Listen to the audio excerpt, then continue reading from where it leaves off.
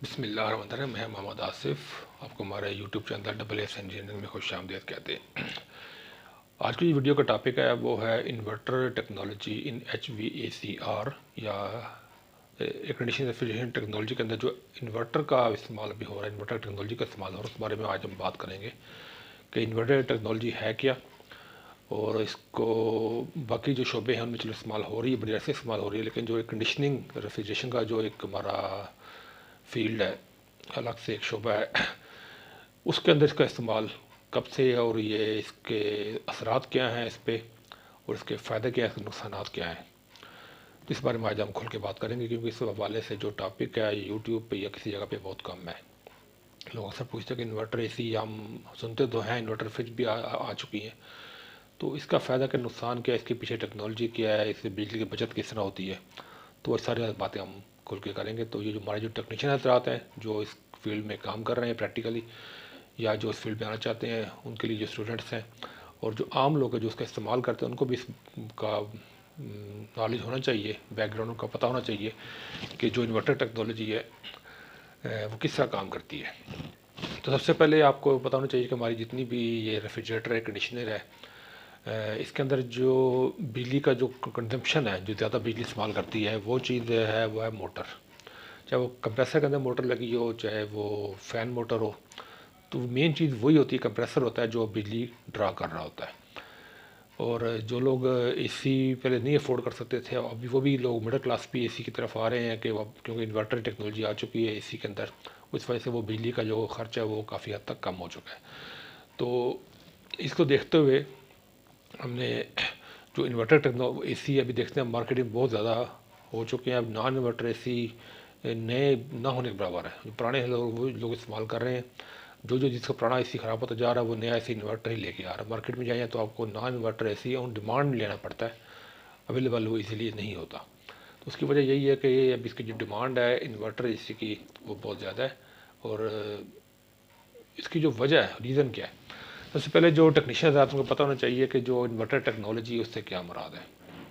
कि मैं जिस मैंने पहले कहा, जब मोटर है, जब मोटर के अंदर जब मोटर चलती है, कोई भी मोटर हो आपके घर के अंदर, जब पानी की मोटर है उसको हम जब ऑन करते हैं तो आपका बल्ब कुछ सेकंड के लिए डिम होता है। तो वो आपको एक चीज़ शो होती है कि आपको कोई मोटर ने बहुत ज़्यादा करंट ड्रा किया है। तो कोई भी मोटर होती है, चाहे पंखे की मोटर हो, कोई भी मोटर हो, कंप्रेसर की हो, रेफ्रिजरेटर की हो, उसके फ़ैन मोटर की हो, चाहे वो किसी भी जगह पे मोटर लगी हो, वो जब इनिशियली ऑन होती है तो वो सर्ज करंट ड्रा करती है, जो करंट नॉर्मल करंट से 3 गुना ज़्यादा होता है। अगर एक मोटर नॉर्मली 1 एम्पेयर ले रही है, तो वो जब ऑन होगी तो वो उस वक्त 4 एम्पेयर तक करंट लेती है एक कुछ सेकंड के लिए, फिर दोबारा वापस वो नॉर्मल रनिंग में आ जाती है। तो वो सर्ज करंट होता है, उस टाइम बहुत ज़्यादा बिजली के यूनिट ड्रॉप होते हैं। और जब नॉन इन्वर्टर एसी होता है या जो रेफ्रिजरेटर होती है पुरानी, जब वो चलती है अपनी कूलिंग पूरी कर लेती है, और जब वो कूलिंग पूरी होने के बाद वो ट्रिप हो जाता है, हम कहते हैं अब जो ट्रिप हो गया, अभी कंप्रेसर नहीं चल रहा, सिर्फ फ़ैन चल रहा है या फ्रिज बंद है, तो हमारी बिजली की बचत हो रही है, ठीक है, बचत हो रही होती है आपको। लेकिन जब दोबारा उस कमरे में गर्म हीट हो जाती है किसी वजह से, या फ्रिज का दरवाज़ा खुलता है, फ्रिज की बात करें रेफ्रिजरेटर की, तो दोबारा वो जब मोटर ऑन कंप्रेसर ऑन होता है तो वो सर्ज करंट ड्रा करता है, जैसे ये मोटर का असूल है, ठीक है। तो जब सर्ज करंट ड्रा करेगा तो उससे क्या होगा, तो वो जो आपकी बचत पहले हुई तो वो सारी बचत आपकी बराबर हो जाती है, ठीक है। तो हम कह सकते हैं कि आपकी जो बचत है वो ज़ीरो होगी, ठीक है। तो इस चीज़ को देखते हुए इन्वर्टर टेक्नोलॉजी लगाई गई। इन्वर्टर टेक्नोलॉजी में सबसे पहली चीज़ ये है कि जो इसके अंदर मोटर इस्तेमाल होती हैं, चाहे कंप्रेसर की बात करें या चाहे हम आपका जो फ़ैन मोटर है, कंडेंसर फ़ैन की बात करें, वो सब जो है वो डीसी होती हैं, एसी नहीं होती। पहले क्या था, एसी मोटर थी, मैंने आपको पहले वीडियो बनाई, आपको शायद मिल जाएगी, उसमें सर्किट ड्रा हमने किया है एसी इसका, इन्वर्टर एसी का। तो उसमें जो सब मोटर था वो डीसी है, और डीसी की जो कंजम्पशन है वो एसी से बहुत कम होती है। अब उसको कंट्रोल करने के लिए पीसीबी कार्ड का इस्तेमाल होता है, जो कि नॉन इन्वर्टर एसी में सिर्फ एक होता था, अब इसमें इन्वर्टर में दो आ गए हैं। इन्वर्टर रेफ्रिजरेटर में आप पीसीबी कार्ड इस्तेमाल होता है, पहले नहीं था, होता था नॉन इन्वर्टर में, ठीक है। अब ये उस पीसीबी कार्ड के ज़रिए उसको हम सेंसर के ज़रिए उसको हम जो ऑन ऑफ का उसकी जो स्पीड है वो हम उसको कंट्रोल करते हैं। इन्वर्टर रेफ्रिजरेटर इन्वर्टर एसी के अंदर जो है सर्ज करंट ज़ीरो होता है, सर्ज करंट नहीं होता, क्योंकि यकदम वो मोटर ऑन नहीं होती, वो मोटर आस्ता आस्ता आस्ता अपनी स्पीड पकड़ती है और अपने फुल स्पीड तक जाती है। फिर वहाँ से जब कूलिंग पूरी हो जाती है फिर आस्ता आस्ता स्पीड कम करती करती नॉर्मल पोजीशन पे आके उसकी स्पीड स्टेबल हो जाती है। तो इन्वर्टर में ये फ़र्क होता है। इन्वर्टर के अंदर इसलिए बिजली की बचत होती है कि वो उसमें सर्ज करंट नहीं होता, वो मोटर आस्ता आस्ता ऑन होती है और फुल स्पीड तक ग्रेजुअली जाती है थ्रू इन्वर्टर टेक्नोलॉजी, जो पीसीबी कार्ड के ज़रिए सेंसर के ज़रिए उसको स्पीड कंट्रोल की जाती है। और इसी तरह ये वापस आती है जब कूलिंग पूरी हो जाती है, तो फिर आस्ता आस्ता जब तक वो उसकी कूलिंग मेंटेन रहेगी, कमरे की टेम्परेचर मेंटेन रहेगा, वो बहुत नॉमिनल करंट ले रही होती है।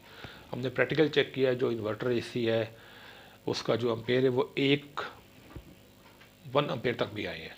ठीक है, उसकी कूलिंग पूरी हो गई या कमरे में उसने कूलिंग पूरी कर दी, अब वो नॉर्मल पोजीशन में चल रहा है, तो 1 अम्पेयर तक भी हमने इन्वर्टर एसी के कंप्रेसर को ट्रिप होते हुए भी देखा है। ठीक है, ऐसे भी आप एसी आ चुका है। लोग कहते हैं कि इन्वर्टर एसी ट्रिप नहीं होते, चलते रहते हैं, लेकिन अब हैं कि जो कूलिंग पूरी होने पे बंद भी हो जाते हैं, ऐसे भी हमने हैं एसी। ठीक है, तो इसी तरह रेफ्रिजरेटर का सिस्टम है। तो अब आते हैं कि इसके जो बिजली की बचत मैंने बता दी कि आपको इस तरह बिजली की बचत होती है कि इसके अंदर सर्ज करंट नहीं होता।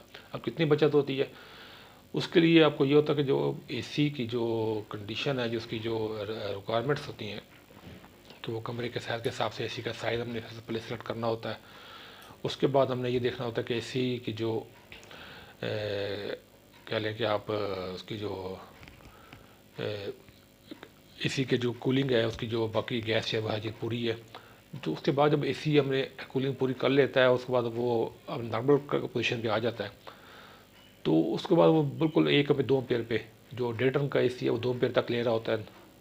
वो बहुत कम करंट है एज़ कम्पेयर टू आप एयर कूलर भी देखें तो वो 4 एम्पेयर ले रहा होता है लगातार। ठीक है, तो इसी तरह अगर आपका जो दूसरा होता है, जब एसी आपकी जो कूलिंग पूरी कर लेता है, तो वो बिल्कुल आपकी एक नॉर्मल पोजीशन में चलता है, जो करंट ना होने के बराबर होता है। तो अगर हम इसको एक एवरेज निकालें, तो हमें जो एक एसी में जो बचत है वो है 40%। कि अगर आपका नॉन इन्वर्टर एसी है और आपका 100 रुपये बिल या 1000 का 1000 रुपये बिल आपका आ रहा था महीने का इस्तेमाल करने पे एक ख़ास टाइम के लिए, तो बिल इन्वर्टर एसी वही एसी उसी साइज़ का इन्वर्टर एसी आपको 600 रुपये पे बिल आपको आ जाएगा, जिसका आपको 40% आपकी बचत होती है। ये इन्वर्टर एसी की बात कर रहा हूँ। तो इसमें जो अब इसमें जो डिफरेंस है नॉन इन्वर्टर और इन्वर्टर के जो पार्ट्स के अंदर, वो मैंने एक वीडियो बनाई, इसमें आप देख लीजिएगा कि एसी के अंदर क्या डिफरेंस है। और रेफ्रिजरेटर के मैं आने वाली टाइम में वीडियो बनाऊंगा कि रेफ्रिजरेटर इन्वर्टर में और नॉन इन्वर्टर के अंदर पार्ट्स का क्या डिफरेंस होता है। ठीक है, तो ये थी आज की वीडियो। जिसका कोई क्वेश्चन हो तो वो अपने कमेंट्स में इसका इजहार कीजिएगा, इंशाल्लाह इसका आपको इन टाइम में जवाब मिलेगा। तो कोई भी कन्फ्यूजन हो इस बारे में तो ज़रूर आप उसको कमेंट्स में डिस्कस कीजिएगा, ताकि इसका हम कोई प्रॉपर वीडियो बना सकें। बहुत शुक्रिया, अल्लाह हाफिज़।